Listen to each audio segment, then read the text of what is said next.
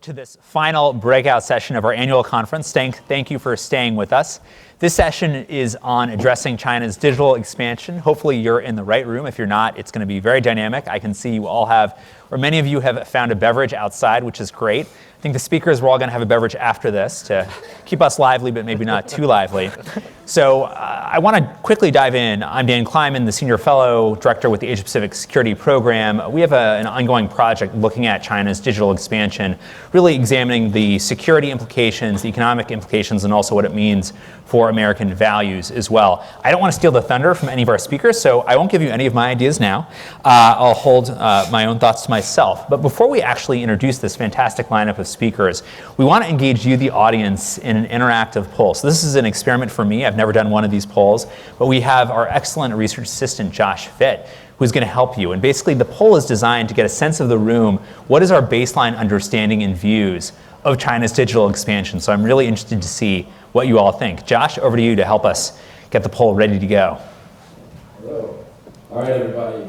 If you could take out your phones or mobile devices and open the conference app, I'll give you a brief explanation of how to get to the poll. So once you have the app open, the top left part of the screen, tap those three horizontal bars, and then select Schedule. And once you select Schedule, scroll down almost all the way, pretty much actually all the way, and select this session, addressing China's digital expansion. And once you tap on that, again, scroll to the bottom and click on Live Poll. Anyone have any questions? Okay.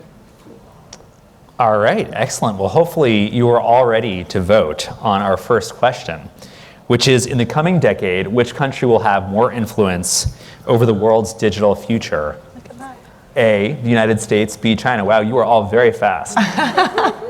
Let's see what the sense of the audience is. Ooh. Wow. Falling back, getting back up there. I feel like I'm watching a presidential election return here. This is very exciting. All right, so I feel like most of the voting's happened. It's not changing anymore. And first, kudos to all of you. Last time it took us 10 minutes last year to get the audience to actually figure out how to do this on their phones. So obviously, you're very digitally savvy, which is great. So this is interesting. So slightly more think United States, but China at 44%, that's quite significant. So I would say we're a little bit over 50, so mild confidence that the US retains will have more ability to shape the world's digital future. Let's go to question number 2. Does China's digital expansion pose a significant threat to democratic governance and human rights globally? Yes or no?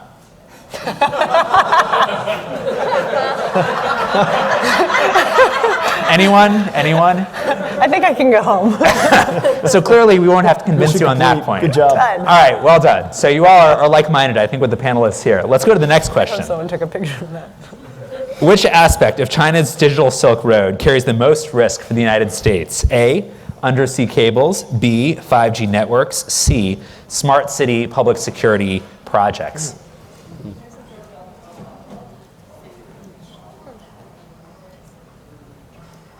Come on, undersea cables. I know. We have a few fans there. Picked the wrong horse. I did. It is complex, I admit.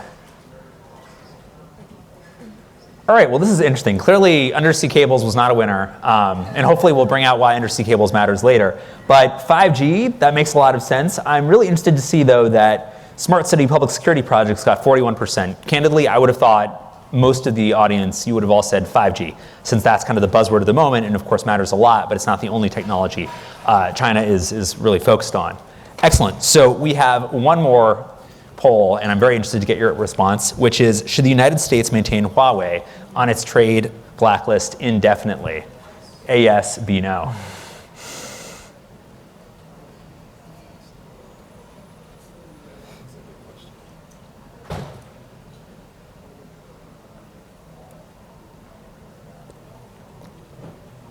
All right, so it's pretty clear, 73, 74% yes. So essentially 3/4 of you think indefinitely Huawei should stay. If somebody can take a photo of this and send it to one of us here, this is a great and very interesting that 75% of the room agrees with the Huawei entities list decision. So overall, I would say from the polling, we have an audience that is pretty skeptical of China's digital expansion. I think you'll be in a lot of agreement with our speakers, and I'm excited to continue the discussion. So I will now move from the polling, since we have a sense of all of your views, to hear the views of our excellent panelists today. So let me start out by introducing them very quickly. You have their bios if you're interested in seeing kind of their lengthy life stories. So first, Adam Frost, sitting in the middle, who is the director of the Office of Commercial and Economic Analysis at the Department of Defense. We have, to my far left, Sarah Margon, who is the Washington director at Human Rights Watch. We have, to my immediate left, Lindsay Gorman, who is the Fellow for Emerging Technologies at the Alliance for Securing Democracies at the German Marshall Fund of the United States. And then last but not least, we have, wearing the bright blue tie, Matt Chessen, who is the Senior Science and Technology Advisor to the Secretary of State. And if I could just note, this is on the record, but everybody here is speaking in their personal capacities, so please don't take anyone speaking for their organizations or the USG as a whole. So I want to start by asking Lindsay a question, which is, what are the main technologies and activities that fall under China's digital expansion, what it sometimes calls the digital Silk Road? Which technologies are not getting sufficient attention? And to what extent are US companies enabling China's digital presence overseas? Well, thanks. I think those are two very, very important questions, certainly. And when we think about China's digital expansion, as some of the questions showed, I think we tend to think about the physical infrastructure of that expansion, and but I do think there are actually two ways to think about it. One is how China is expanding digitally around the world geographically. And so here we're talking about the Belt and Road Initiative, the export of surveillance technologies and public security city projects to countries really on each continent except maybe Antarctica. But secondly, I think it's important to also consider the expanding role of information and China's control of that information going forward. So projections have said that by 2025, we're going to see 175 zettabytes of data connected through the Internet of Things and connected devices, our homes, our cars, every aspect of our lives. And China is really poised to dominate that data sphere. 40% of that data is estimated to be in health. I think that's one area. Genetic information, to answer your question, where we are not paying nearly enough attention. And that comes with investments in US companies. China has invested over $3.5 billion in the US healthcare and genetics industry over the last decade and a half. And with that comes with data ownership. It might surprise some to learn that a Chinese firm invests in 23andMe. Now, I don't think we're asking enough questions about what does that mean for access to all of our genetic information and what does that enable? And we've already seen in Xinjiang that genetic technology is being used to target and unfortunately in turn and suppress the Uyghur population. I think that's just the beginning of the use of genetics in particular. And of course, that's enabled by artificial intelligence and running through the 5G telecommunication lines that we also talk about. So I think there's a lot there, but when we pay attention to the digital expansion, it's not just how China is expanding around the world, but it's the increasing prominence in data and their increasing dominance in that space in our lives. Excellent. Well, the genetics piece is really interesting. It makes me glad. My wife and I, we got 23andMe when we got married, but never did it. So very glad about that. Well, if you'll allow me 1 second, just so something came out just a week ago that actually said that if your third cousin takes the 23andMe test, then you can actually be found, even if you've not taken the test yourself. So time to call up our third cousin. No rest for the weary.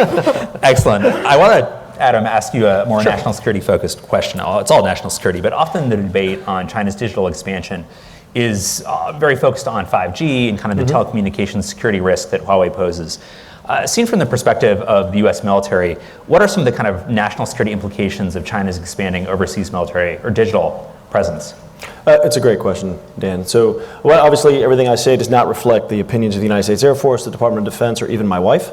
But what I will say is, hopefully, I'll bring a little bit of a different position to this. So, in the concept of competition and military competition, right? The services who I work for provide really three major things to the joint force, right?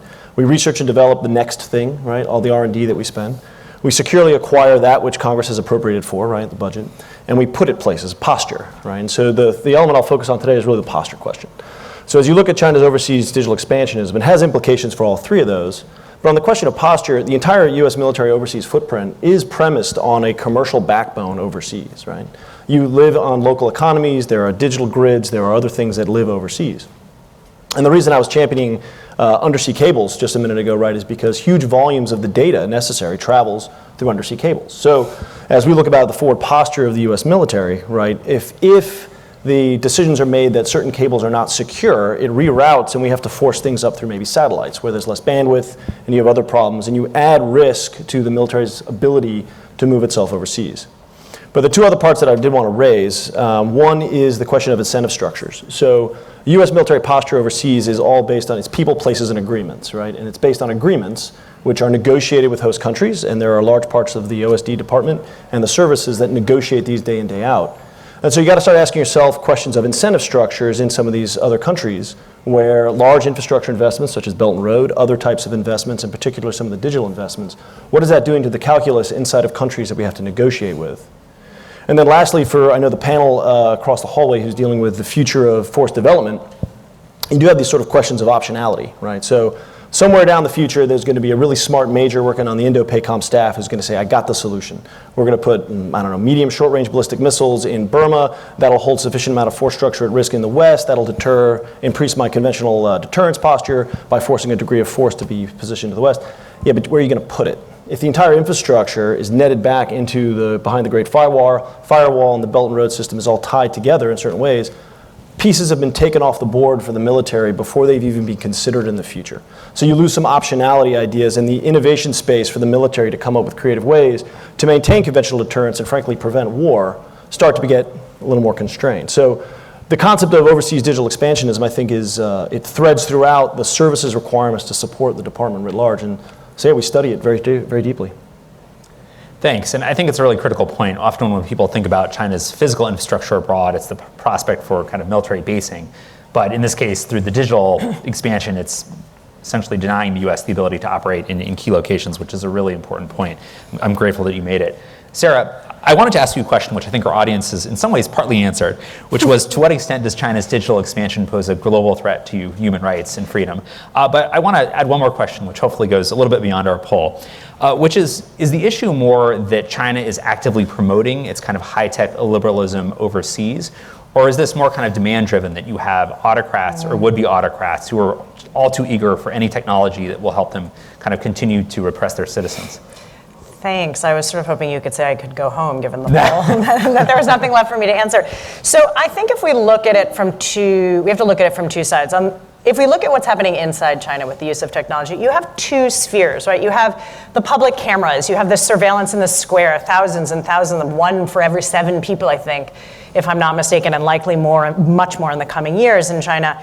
That's sort of, you've lost your privacy rights in the public sphere. And in fact, our executive director had an op-ed today in Newsweek sort of saying we need to take another look at what our privacy rights are in the public domain. That anonymity that you feel when you go to New York could be lost very soon.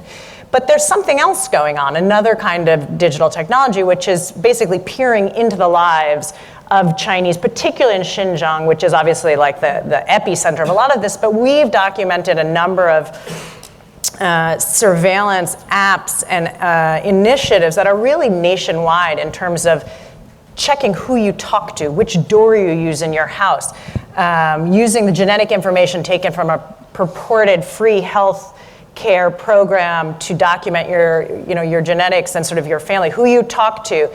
We in fact reverse engineered one app to find as many layers as we could get down to what the police were actually looking for, and we found 36 levels of people that they're sort of considered suspicious, and it's everything from has people outside the country to goes out the front door to other. So really anything. So they're trying to control dissent, control society, and in a country like China, where you have no free press, completely politicized judiciary, and very restrictive laws, that's very easy. And exporting it with that mindset is very much what's happening. At the same time, you do have governments, I think we know of at least 18 countries, and certainly more, that have purchased Chinese technology. In that case, it depends what it is, how it's being used, and what the rest of the country's institutions look like. So in Ecuador, there was a big New York Times article on this, many of you probably saw.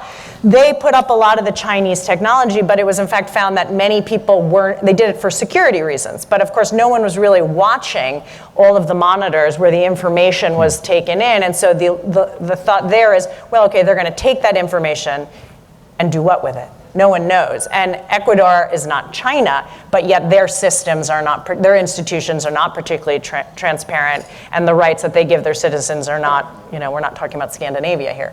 So it really depends. There's a push and a pull.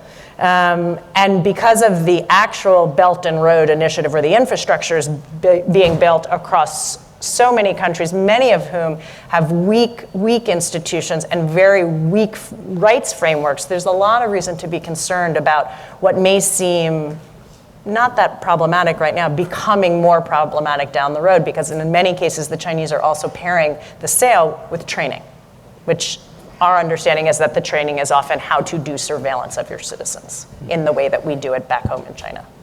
It's a really essential point, and certainly when you look at Chinese investment practices, often they exacerbate corruption challenges, so you have kind of a larger assault on governance, including then the kind of digital authoritarian piece on top. Matt, I want to ask you, when I invited you to the panel, I was reading some of your work, and you had a really interesting report on essentially the use of artificial intelligence to support computational propaganda, essentially being able to target people online, kind of shape their views and influence them. I'd be curious, do you see China moving in this direction domestically, ultimately overseas as a kind of influence attempt? Where do you see this all going? Right. So for people who aren't familiar with the convergence between artificial intelligence and computational propaganda, there are some new developments where AI is going to enhance capabilities in the information space. You've got AI chatbots that are going to have increasingly human-like conversations. You've got psychometric profiling tools, which are very common now, where you can take very few pieces of data and figure out very personal things like people's political preferences, their sexual orientation, sometimes their skin color. You have these affective computing tools that can sense people's emotions very accurately, either in video, audio, or text, and also accurately portray human emotions. And then you have these dynamic content creation tools that AIs are already writing screenplays, books, creating visual art, creating some pretty good classical music and electronica. But probably a subset of that's most troubling is this synthetic media or audio-video manipulation, where now you can very accurately replicate someone's voice. You can take existing video, existing audio, and do a lot to it. You can put people's faces on other people in video. You can subtly manipulate these things. And so that most people know about this through deepfakes. So that's sort of the basket of technologies that are out there, and a lot of these are emerging sort of at different rates. Now, China is undoubtedly going to use some of these technologies, and really it's probably in sort of 4 different areas. 2 of those are domestic and 2 of those are international. The domestic ones are China is going to probably use these technologies against their own people to shape the information space. So they already do this type of manipulation using bots, using the 50-cent army. It's inevitable that they're going to use some of these AI tools as well. But conversely, the population can also use these tools and use these tools for criticism of the government or satire or things like that challenge government authority. And so you can think about how, if you create a satirical video using deepfakes that's critical of the government, that could be seen as subversive, right? So there's this push and pull about the government using it against the people, but then also being possibly, I see them probably clamping down on the use of some of these technologies by the population, and there's already been a bill proposed that would actually ban deepfakes in China. So the other basket of areas of interest are really internationally. And so how will China use some of these technologies to manipulate populations in other countries, potentially to go after different companies from other countries, possibly as part of a trade war. These tools can be used to undermine brands. They can be used to undermine companies. This has already been done domestically using computational propaganda. So this is something that's coming. And I think a lot of people really aren't paying attention to the commercial uses of these technologies. The other piece is then the proliferation of these tools. So is China going to proliferate these tools to other authoritarian regimes where then they could use these tools either against other populations or against their own population? Interesting thing to note also is that because AI systems work really well with lots of data, if you potentially have access to this stream of very robust data coming out of 5G and Internet of Things, possibly through Chinese-controlled infrastructure, and you have access to that data and possibly divert that data back to China, it gives you a very rich set of data that you can use for both social and economic manipulation. It's definitely a pretty dark picture. I mean, you certainly think of the kind of battle for the narrative in the Indo-Pacific and more generally, and if China could leverage this technology to target the populations of U.S. allies and try to reshape their views. Yeah, Dan, can we go get a drink?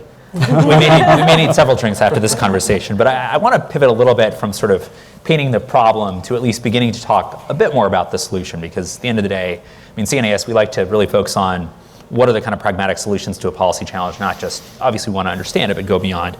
And so, Lindsay, I wanted to start with you, and partly because you're with the Alliance for Security and Democracies, I wanted to ask you a kind of alliance question, which is, what do you see as the opportunities for the U.S. working with allies, especially Europe, but not limited, to kind of addressing China's digital expansion? I think they're absolutely crucial. This is not something that the U.S. can do on its own, and one area that I'm sure Sarah is very familiar with is really in the human rights and norm setting arena. That's where I think there are solutions that can actually make a difference, and that goes to your earlier point about how Western and like-minded countries and companies in those countries interact with Chinese firms and share information and share technology. We're missing a set of standards and really a moral framework for how to think about the use of emerging technologies, many of which have been highlighted so far, when it comes to authoritarian regimes and the preservation of democratic values around the world. So part of the problem with this export of Chinese surveillance technology around the world is that with it, it does come with the trainings and with a moral framework built in, a de facto way of using it that does not respect some of the democratic values that I think we all care deeply about. But we're not really providing a moral alternative.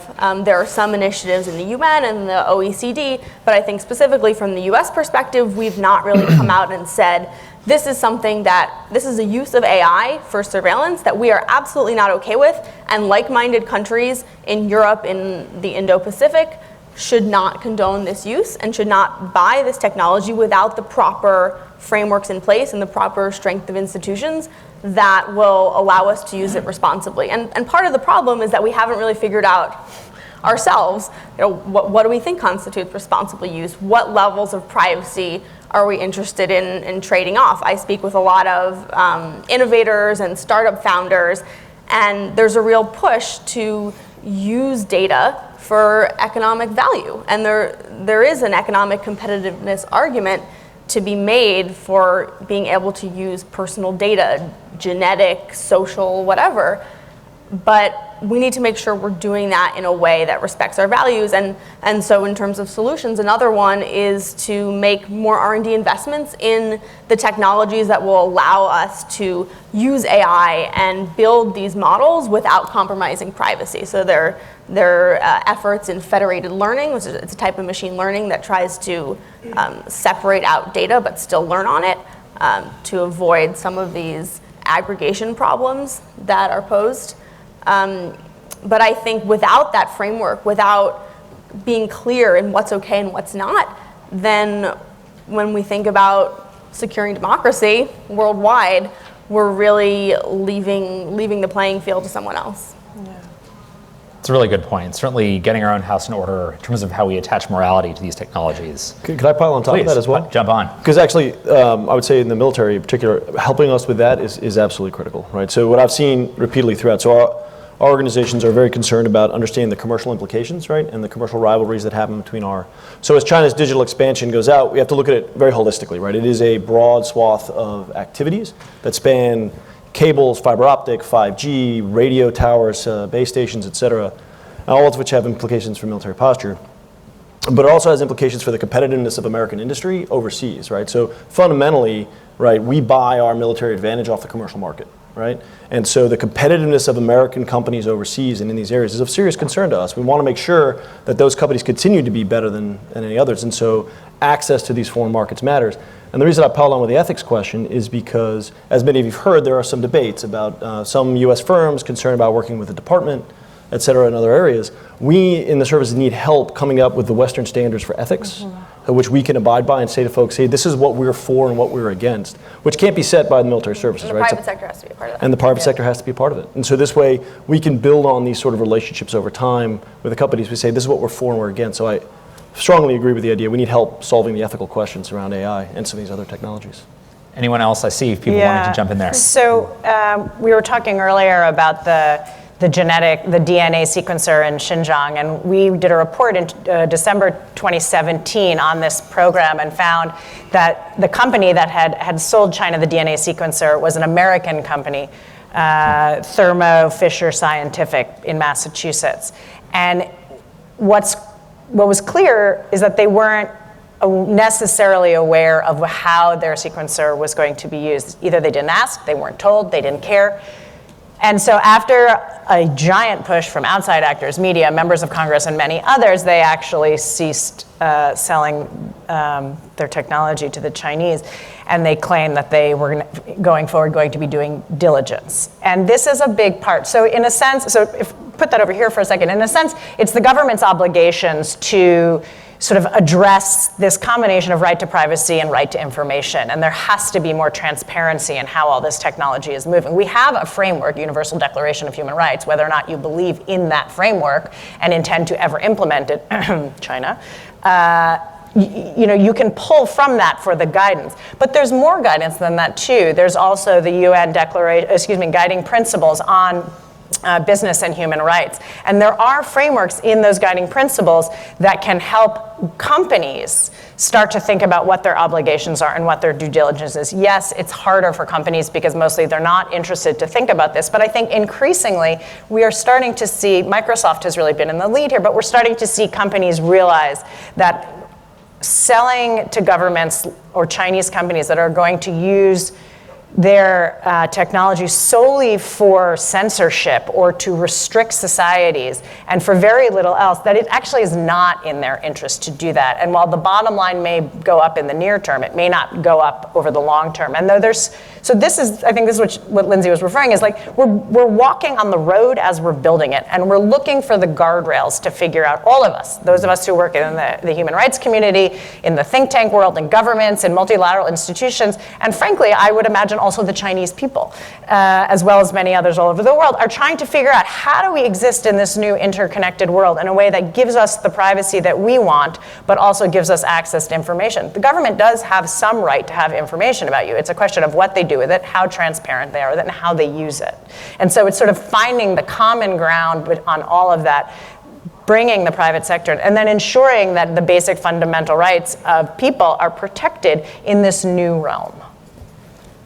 So Sarah, your point on Microsoft is interesting, and raises a question that I like to throw back at Adam and potentially Matt, which is, to what extent do you see, as the U.S. private sector obviously has experienced cyber-enabled economic espionage from China for a long time, but increasingly is seeing China compete in third markets, in digital markets around the world, and potentially as the threat here as well. Do you see U.S. business becoming more of an ally in this space? Rock, paper, scissors? Yeah. No, I'm just kidding. Go ahead. Yeah, so I think it's a mixed bag, right? You see across a variety of different opinions, but the tide is really turning. And the fact that some U.S. firms are having serious discussions about movement of supply chains or questions about their intellectual property, I think is a sign of a degree of change with folks. But it is ultimately really a mixed bag. I think a lot of U.S. firms are not aware of some of the activities happening with the PRC and what happens. I don't think they're aware of state industry innovation alliances. Right? I don't think they're aware that they may be partnering up with an individual company that is taking direction from the top through MOFCOM, MIT, et cetera, that's giving direct direction to the ICT companies to roll into their strategies to roll out, and that the government is supporting those with government guidance investment funds and giving them cheaper access to capital, cheaper access to overseas loans, et cetera, to move out and support it. And I don't think a lot of companies are aware of their role in the connection between the state industry innovation alliances and military civil fusion. So I think in a lot of ways they don't know that the companies are taking individual technologies and they are by law or other incentive structures transitioning some of those technologies into military use that could actually pose a risk into the future. So I do think part of this is I like the idea of shedding light on things, right? Like we have to be able to explain to industry some of the second and third order ramifications of the business arrangements that they've come into. Because increasingly, my hat's off to CNAS for the recent study that Bob Work and Greg Grant did, right, about an offset strategy with Chinese characteristics. But if I could dare critique Mr. Work, right, there was a focus on the military civil fusion piece about, it was mostly about illicit transfer and cyber espionage. When the reality is most of the activity that's happening is entirely legal and entirely happening in open space, right? So this is just business, right? And people are making investments, trades, and doing business.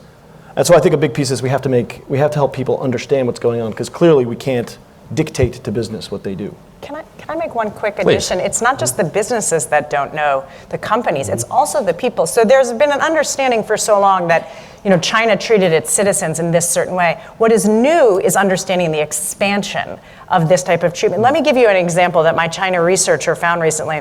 A Canadian PM had put an announcement or a comment on Facebook and on WeChat, right, which is used by over 1 billion Chinese people, including all over the world. And our researcher looked at the comments that she had made on Facebook and then went and saw it on WeChat and realized that it had been censored. And this MP had no idea that WeChat had censored what she had written. And so we actually called her and said, hey, do you know that WeChat is censoring the announcement that you're making, which was something about getting out to vote and sort of a local community meeting, because she was trying to reach constituents in Canada. And she said, no, I had no idea. And so it's not just the companies that need to know, it's users of Chinese products or Chinese supported projects or Chinese funded projects outside of China who also need to know what that potential impact could be for their right to information, their freedom of speech, and their freedom of expression. This was in Canada that this happens. It's a really good example. Just to be really clear, this was in Canada. So I would just add a couple of additional facets to this. So one is, I think we need to realize that a lot of these companies are global companies, and they think that they need to have global values, right? And that's a legitimate concern for them, but they also need to realize that they emerged out of a liberal democratic economic model and really need to realize who the home team is, right? And so we actually need these companies to really be on our side and re-energize a lot of the cooperative spirit that we had during the Cold War, which we seem to have lost, especially recently. I think the second thing is,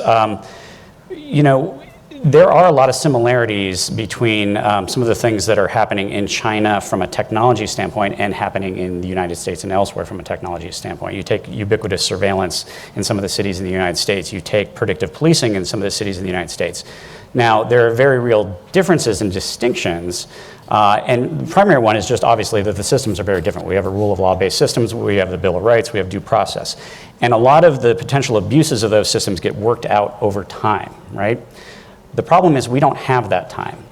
We actually need to come up with the norms and values now and not do it how we normally do, where it all gets worked out over a period of years, because otherwise, when we go and see illiberal practices overseas, yet some of those types of things are happening here and we don't have our house in order, it's very hard to go and then point the finger and shed the light on things that are going on elsewhere, right? So that's a good argument for needing to get these norms and values right very quickly. I think the third thing to think about is actually companies in China.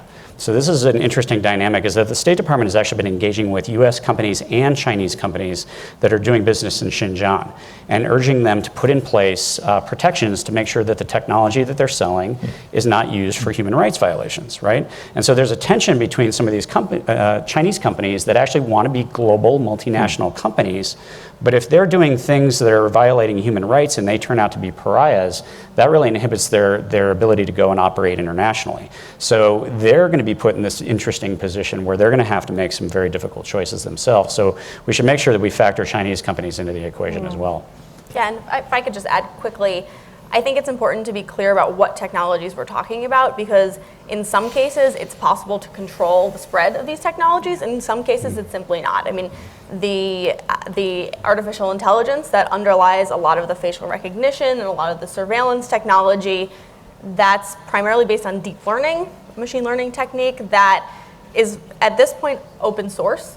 Google's TensorFlow package is publicly available and anyone can develop on it and use it. So I think in that case, and we are always facing this trade-off between do we welcoming Chinese researchers into our labs and building scientific partnerships that have historically yielded some pretty wondrous achievements. That tension, on the other hand, not giving away the goods and the fruits of our intellectual innovation, which, by the way, may have dual-use security implications as well, both in a military sense and in a human rights context. But so there are some technologies, deep learning among them, where I think the cat is really out of the bag on that one, and it's probably not as fruitful to try to shore up our AI research labs.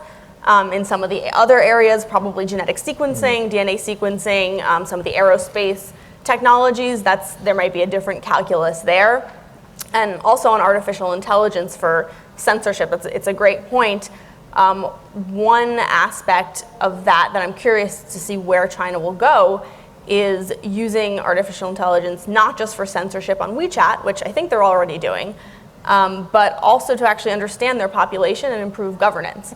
So when we think about the attractiveness of authoritarian versus democratic models, there's a historian, Yuval Noah Harari, whose work I'm a big fan of, and he posits a really interesting thesis that in the 20th century, communism was an unsuccessful model because it was trying to have a central government make decisions about the farms on far-out provinces, and an information computational problem that just wasn't possible. With constant surveillance, those 175 zettabytes of data that will be available quite soon, and a central government that's willing to amass all that authoritarian model may be actually more attractive. So I think it'd be interesting to see how China instrumentalizes AI, not just for suppression, but for actually monitoring, public opinion monitoring, to see what's going well and what's not going well in the country. Can I make one addition? Please. In theory, yes. In practice, China has already created this social credit system where they're trying to get people to act in a certain way, and they're using tech and surveillance to basically determine what's good and what's not. And if you have too many under the not good behavior category, you may not be able to get a mortgage, or you may not be able to purchase a train ticket on like a high-speed train. So in theory, the good governance aspect is really compelling, especially for newer countries that are trying to sort of jump the fence and sort of get over, across sub-Saharan Africa, for example. They don't have landlines in many of the countries, many of the houses, they just went straight to mobile. So that idea of sort of jumping over to this technological way of doing better governance is really exciting on the one hand, but if you're looking at the models that the Chinese could be bringing you, it's absolutely terrifying. In 2014, we documented the sale of telecom surveillance of ZTE to Ethiopia. It was cheaper, it was easier to access, they could sort of put it right into their system, and it was used to monitor all political opponents and then track them down and throw them in jail. If I'm not mistaken, you have the Fatherland card in Venezuela, yes, which was built by Huawei and ZTE, which is actively being used to dole out what few resources some of these folks have over there. Yeah. So I mean, it's a what's the right word? You're sort of on the precipice. It could go one way, it could go other. And again, this goes back to the frameworks and the controls I think that we it put could in go place. both also. Yeah. A better governance model that comes with these human rights abuses is potentially very scary. Yes, exactly. So I do wonder a little bit if other governments that will have the resources where China perhaps can try to improve governance and repress, others like Venezuela, I would think, will not have certainly the governance improvement capability. I want to make sure, because I can see we could have this discussion for much longer, and all of you have been very patient and hopefully have some excellent questions. So I'm going to turn to the audience, and then at the end I may have one more question for each of you. But if you can raise your hand, we should have mic runners, and if you can just quickly wait till they come and then ask your question. And if we can, whoever's closest to you, James. Only folks have had a few drinks. Yeah. I don't know, I was going to come across after the beer. According to this Chinese company that does the sequencing, I think 23andMe, but that's a tremendous company, and they do a lot of, they're the biggest sequencing group in the world, and they're involved in participating in worldwide projects. This is this Human Genome Diversity Project that started at Stanford 20 years ago. I think they do more than anybody else to contribute to that project. So if you were to block their ability to sequence in some way, I think it would be, you'd have a lot of scientists around the world getting very upset. But on the other hand, there is the issue of the information. And I think that actually they have 14 of the, something around 14 of these most high-tech sequencers, which is what enables their capacity. So, but I just wanted to throw in a personal thing. I've got a student here from China, and it's at the local university, I won't mention which one, and she's taking courses in DNA, and so I was just chatting with her. And later I found her on the internet, so it's legitimate, what she says she is. She's a DNA database manager for Chinese state security. And she was trained in China as a database manager, but not particularly for DNA. So her boss thought, maybe it would be helpful if you knew a little bit more about what's in your database. So I sent over here to the university here to study more, get some background into the DNA. So I don't, this is the reality. I don't know. Thank you. Thank you. That's an interesting, concerning anecdote. I see right at the front. We'll do maybe one or two more questions and then direct them back. Hi, so I heard many of you guys talk about the amount of data that China is amassing and how significant that is for their AI capabilities. But from my understanding, it's really the label data that makes the difference. And that's probably one of the greatest bottlenecks that we have in furthering our AI capabilities is the time it takes to label all the data you have. So it's not necessarily the amount, it's like manually labeling it all. And so I was wondering if any of you guys have any insights on China's capabilities in terms of just labeling all their data and then and how efficient they are in doing that. Great, we'll do one more. Front, right behind you. With regards to the control of technologies the U.S. has, I was wondering if you could all speak to foreign availability. I think from my perspective, it looks a bit like shooting yourself in the foot if you ban the export for a U.S. company on a technology that's easily replaceable from, let's say, a Korean company, right? So just given that the controls of technologies is a big conversation happening these days, curious if you could all speak about the foreign availability aspect of that and how the government should be considering that. Great. I know we have a number of other questions, so I'd ask you to keep your responses very quick, and I will direct some of these. In terms of the question from the gentleman in front of me, I think essentially the question was, if you have some of these Chinese companies are kind of central to global SMT collaboration, kind of how you do deal with it if they are posing a kind of human rights challenge. Lindsay, I would ask you to answer that one first, and then I'll pose the next question. Sure, yeah. I think it's really a sliding scale between banning collaboration outright, which I don't think anyone is recommending, and leaving the doors wide open. So I would say, a little bit on what I mentioned earlier, that on the technologies where it is actually possible and critical to keep them secured, we might be more on this side of the spectrum. For the technologies where this is open research anyway, and potentially the human rights violations and the severity of the application isn't as grievous, then we might be on the other end of the spectrum. But I think this is really why we need the private sector with governments to figure out where those lines are and what that scale looks like. In the case of the Human Genome Project in particular, you're absolutely right. I mean, BGI is based in Beijing, and they're the world's largest genetics company. But I think there's another moral element there where even if this technology is available for these abuses, that doesn't mean that every company should be participating in it. So there are moral standards just because Chinese security services are going to have access to that technology doesn't mean that Western tech firms should be providing it anyway, because that condones it implicitly. So I do think it is still important to draw that line that companies should not be selling DNA sequencing equipment like Thermo Fisher to to Chinese security contractors when there is a known relationship to human rights abuses. And that's probably going to require a little bit of extra due diligence. I mean, along with the Thermo Fisher case, there was a Yale University geneticist, Kenneth Kidder, I think was his name, who hosted a researcher from the Chinese Ministry of Public Security in his lab for the better part of a year, sharing samples, sharing ideas, a very benign, at face value, a very benign scientific collaboration that happens all the time.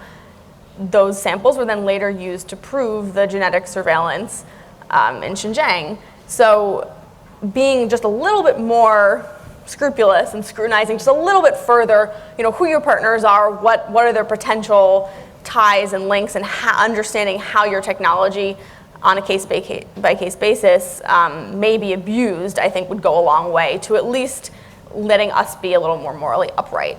Dan, could I bolster the human rights case with a pragmatic business case as well? So I think for the scientific community as well as the business community, the scientific community does also start to have continuous debates about academic integrity and academic freedom, right? So open, right, is our inherent goodness, and it provides us massive, massive advantages. But there does have to be a debate, which I can't resolve and the Department of Defense can't resolve, internal to the scientific community about net goodness, because it's not just the fact that the human rights violations are going to occur. There's going to be intellectual property theft. There's going to be patent theft that goes on. And I'm willing to bet, though I haven't done the research personally, that the largest genetic company in the PRC is probably the largest genetic company in the PRC because of state backing, because of unfair access to capital, because of unfair practices that would not stand the test of WTO. And so for a lot of these businesses, there has to be a conversation where, recognize that in the activity you're engaging in, you are helping create your competitor who will now, your largest market will make your competitor who will now compete with you unfairly in your largest market and then try to compete with you globally on a market they're trying to make unfair. So those are also and by the way, human rights violations, right? There's a thing you can bolster the moral argument with a bottom line argument, and I would argue in the scientific community, academic freedom, academic integrity argument as well. That coupling, I think, is really important, because I wouldn't say, and oh, by the way, I think it's actually both. And that's what we're seeing at the same time. I mean, nobody wants to stop academic or research or technological collaborations in the general sense. That's really important. That freedom is a huge part of sort of what the United States is, and one of the amazing things of that the universities here do.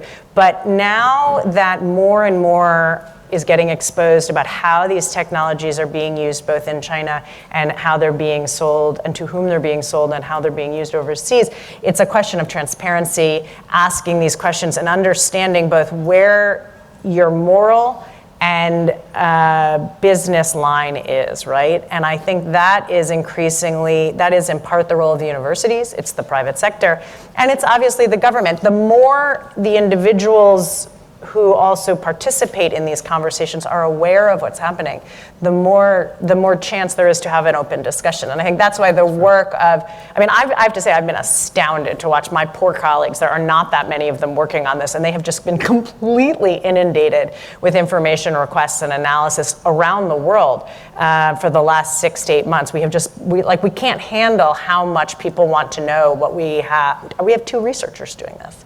And their analysis and understanding of how the tech and surveillance system is working in China and what the potential for export is the uptick has been phenomenal. And I think that's all to the good. Everybody needs to know that. And then you can start asking those questions and figuring out what those parameters and norms and standards need to be. So I can see some of you here have been to think tank meetings that we've hosted before, because I see a 2-finger intervention in the front, which at CNAS means you want to jump in, you have a point relevant to the question. So I will honor the 2-finger intervention, but I do want to actually also get to the bottleneck question as well. So please. Yes, speaking about the private sector does not think that national security is their responsibility. A CEO of a company like Lyft and Uber, which both have giant... Oh, can you bring the mic, James? Giant Thanks. investments from Chinese companies, they know darn well what's happening with their data that they're using. Oh, ma'am, do you mind using the mic just so everyone in the room can hear? Thanks. Hi. So Uber, Lyft, they know that their data is going back to China to train their algorithms. The CEOs of those companies are beholden to their stockholders. If they were to put the interests of United States security ahead of what their stockholders want, then they'll be ousted as a CEO. What can we do? And yeah, I'm looking at you. Yep, incoming. What do we do to align the interests of private sector with national security, and it shouldn't be legislation because that takes too long. I mean, again, one guy's sole opinion, right? In no way, the military government intervention in the boardroom is a complicated question. Appeals to national security, I would actually flip it around and say, I'm not making an appeal to national security, I'm making an appeal to national prosperity. I don't think it's in the long-term interest of your company to continue to be in these sorts of situations. Security is an increasing variable inside the Department of Defense, and I really hope you are competitive on your next contract bid, right? So, there are other things that you can bring into the conversation. For those firms that are highly dependent on the Defense Department or want to get involved with government contracting, there are things we can have discussions, but that's really a small piece of the pie. $700 billion a year sounds like a lot of money. We're actually pennies in the global economy. The DoD doesn't have the throw weight that some in my own department think that we do. I've also found that in talking with companies, actually, yes, CEOs have fiduciary responsibility to their stockholders. Actually, better conversations are to be had with their boards. Because in many ways, the boards are supposed to be thinking long-term, and they have a responsibility to the shareholders to be thinking about the long-term health and welfare of the firm. And so I think to much if any of you would engage with, if you are shareholders, and talk to the boards that are actually accountable to you over the long term, I think that is a place where we found you have some more strategic thinkers in there, and they say, wait a second, you're telling me I might not be here in 10 years? Yes, sir, that's what we're trying to tell you. So Matt, I want to give you a chance to jump in on Yeah, so maybe I can tie that question to one of the previous question about AI. So I think, with the private sector, we really need a dialogue with them. I think that's something that's broken down between the government and the private sector, is having an ongoing dialogue about national security concerns and how we can make sure that private sector companies are ensuring that they're aligned with our national security. So I think that's an important piece there. I think something the government can do is broadly across the U.S. government, we're starting to take a much closer look at pieces of where data can create vulnerabilities, right? So if you look at the case where a Chinese company acquired Grindr, which is a dating app for gay men, so they, that was basically the Treasury Department forced them to divest themselves from that, because that was seen as exposing too much of a vulnerability for people, potentially, senior officials in the government or people working for the military or the intelligence community. They're disclosing things like their HIV status, lots of information about who they're dating, when they're dating them, all of these types of things. So there is much more scrutiny of those types of things as well. So that may be required a lot more, especially since these very rich data sets can be used to train AI systems that can then do psychometric profiling and things like that. Now, to tie this into your question about annotation of AI, I think that's a little bit of a red herring. A lot of these very sophisticated AI systems do require a lot of structured data and annotation, like the autonomous vehicles or some of these language models for things like Siri. But that's also the state of the art now. When you look at some of the deep learning systems that are much better at using unstructured data, I think that's going to be an evolving paradigm where they're going to get better and better at, they're really good at pattern recognition right now, but better and better performance without actually humans curating and cultivating them all the time. And if the annotation part is really something that's a competitive advantage, that's a very labor-intensive practice, right? And so where's the cheap labor? It's actually in China. It's not necessarily here. There was actually just recently an article about some Google contractors that were sort of up in arms because they were actually doing a lot of this annotation for Google's language models for their AI assistant, and they weren't getting paid enough and everything. Meanwhile, companies are actually offshoring some of the annotation for autonomous vehicle imaging to Africa, where people are getting paid $5 a day and they're happy to have the job, right? So there's that dynamic as well. So I'm conscious of the time. We're going to do one more wide sweep of questions and then turn it back to our speakers here for a final answer session. James, if you can get the gentleman closest to you. So I'm going to stand up and salute and say thank God for Uncle Sam, Apple Pie, and Mom, right? What about our friends and allies? They're competing with us too. So all these arguments here talking about long-term American rah-rah, what are we doing to help shape them? What are they doing that perhaps is not in our best interest? And not just the Aussies and the Brits, French, the Israelis, people that kind of side more toward the middle. Great. And thank you for keeping these short. Thank you. To focus a little bit on 5G, a lot of the countries that we're looking at outside of NATO and outside of the sort of Five Eyes, where there are sort of conversations and trending in ways that we might not like, are countries that have adopted Chinese technology for lack of a better alternative or because they're simply cheaper, right? So, and not to throw out these partnerships in the future wholesale, what are some of the thoughts in the department, but also elsewhere, about how do we partner with these countries moving down the line because they've adopted Chinese technologies, even though they didn't necessarily want to, but still keeping an eye on national security. Great. over here in the front. So first of all, I just wanted to give a specific name shout out to Sarah's researcher, Maya Wong, who is the person who's been doing a lot of this really groundbreaking research. And if you're interested in the cutting edge block and stuff, like follow her on Twitter because she's amazing. The reverse engineering thing. Nice hire. Nice hire. It was spectacular. Yeah, it's on. I dropped it on some of the tables actually. So definitely worth everybody's time here because it's spectacular and terrifying. So we sort of alluded to this question a little bit, but I just wanted to ask it straight out. We were talking about how there's an awareness problem among many in like the corporate university sector about how the end product things they do can be used if they're collaborating with China. So let's just focus on the corporate sector and kind of two-part thing. What is the USG doing right now to raise awareness among this particular part of society and the areas that I certainly you two gentlemen oversee? And for everybody, what should we be doing right now that we're not, aside from what we've mentioned already? All right, let's take one more question. If you want to get, why don't we go over here? So this is a human rights question. If you were to take a list of just over the last year human rights violations that have been sort of ascribed to the Chinese government, and you were to take the Chinese government header off of that and put a U.S. person or a U.S. agency or a U.S. company as the responsible party, would be a pariah overnight. You would have social justice concerns, and no one would be doing business with them. Why do you believe China gets a free pass? These are great questions. I see there are many other folks in the audience, but we have 4 minutes, 4 speakers, and I'm not great at math, but even I know that means we do need to turn back. So I'm going to ask each of you in a minute. You don't have to address all 4 of the questions, whichever you think is most sort of geared to your own response, and we'll go right down the line. So Lindsay first. 1 minute, sure. I'll speak to the 5G question, and I think that also ties into the allies and partners question, which is that, the competing 5G, at least on the infrastructure side, alternative is looking like Nokia and Ericsson. Ericsson being a European company. I think we need to drop sort of this us versus them mindset of if American companies are succeeding, we need to succeed beyond everyone else and realize that we have more alike than different here. And China has been able to export its technology because it's cheaper, because they've been thinking about it systematically and strategically, and we have not.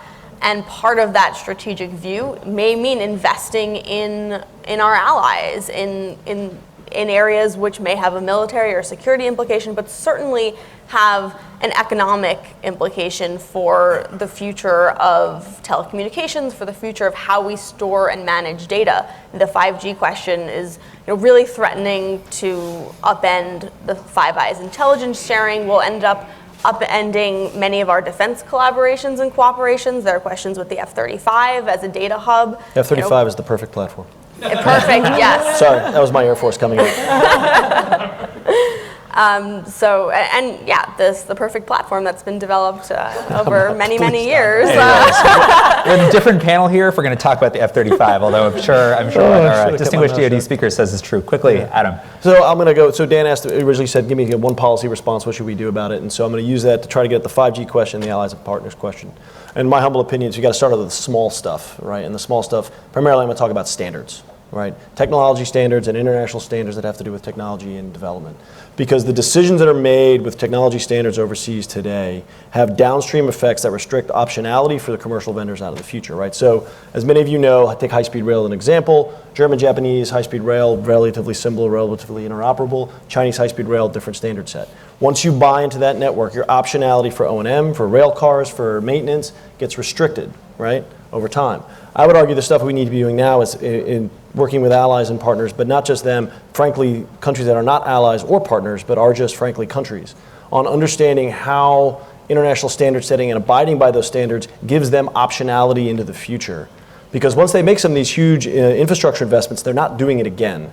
And I personally don't believe that net neutrality is going to exist on the digital Silk Road, right? So basically what you're doing, Ethiopia, is you are buying into a system that is going to determine your commercial destiny, right? And so by working with them to understand these are sort of the standards you need to understand. These are the ones that abide by Western liberal standards and a rule of law system, where if things are violated, you can appeal to the courts, you can appeal to international organizations to find redress, or you can buy into this system, which is cheaper today, but over the long term, if you like being a commodities exporter, I think you will enjoy doing that for the next 50 years, right? Excellent. Matt? So I think my major recommendation is we need to make sure that the norms and values are in place so that these technologies represent democratic values when they proliferate around the world. Now, that's easy to say, very hard to do. I would actually point to internationally some of the work that's gone on. I think we mentioned in the OECD around AI principles. I think those principles, if you look at them, they very much state very clearly that we should have AI ecosystems that basically respect the rule of law, human rights, and democratic values. And so more work there to make sure that those are accepted and sort of the global norm, so that if the US does buy into these types of norms, you don't have another country going around them and basically seizing that commercial opportunity and basically ignoring those norms. I think domestically, the United States government can play a convening role, and I think we are playing a convening role and a communication role to try and get industry really to create some of these norms and values themselves. We're also engaging with industry to raise awareness.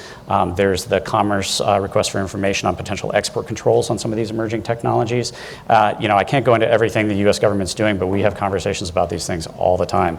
I think really the takeaway there, though, is that there's only so much that the US government can do, and really industry needs to take leadership on a lot of these things and driving the norms and values in this space. Excellent. Sarah, I do hope you address why China gets a relative free pass, among other questions. So that's kind of like a PhD dissertation, and in my 1 minute, I'm not going to be able to answer that. But I think what I would say is that there's always a trade-off, and at Human Rights Watch, we are sort of always used to saying, look, we understand there's national security or economic security or sort of larger national interest concerns, but if you think about human rights within that, under the umbrella, you can move the ball forward in multiple ways, and your short-term gain may end up being a long-term loss if you don't. So we are accustomed to this, not just with China, but with many other countries. I think what we've seen, with President Xi is a massive escalation of repression, and not just in China, but really the exporting of it, which has sort of changed the game. So I agree in many other cases this would be a pariah situation, but we see a number of countries all over the world that act terribly and do not get the attention they don't see the consequences that they should see for acting like that. I think China, because of its sheer size, population size, because of its economic strength, because of its exporting of Silk and Road infrastructure and now digital, there's a lot of competing interests here. I'd like to see, I know many in this room probably would too, a much stronger position from the United States as they try to figure out what's going on with trade.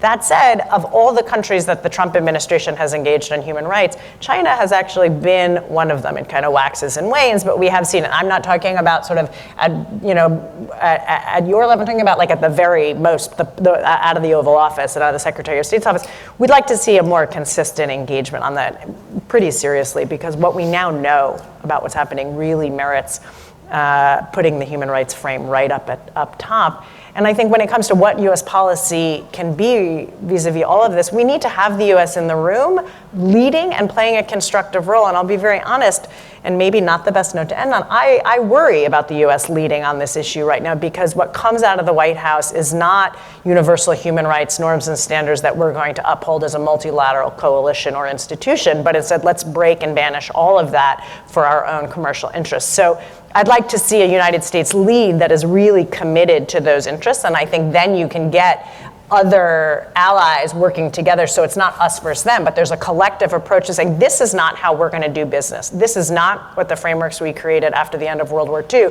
permit, and we're not going to see this happen. Get on board, private sector, it's in your interest.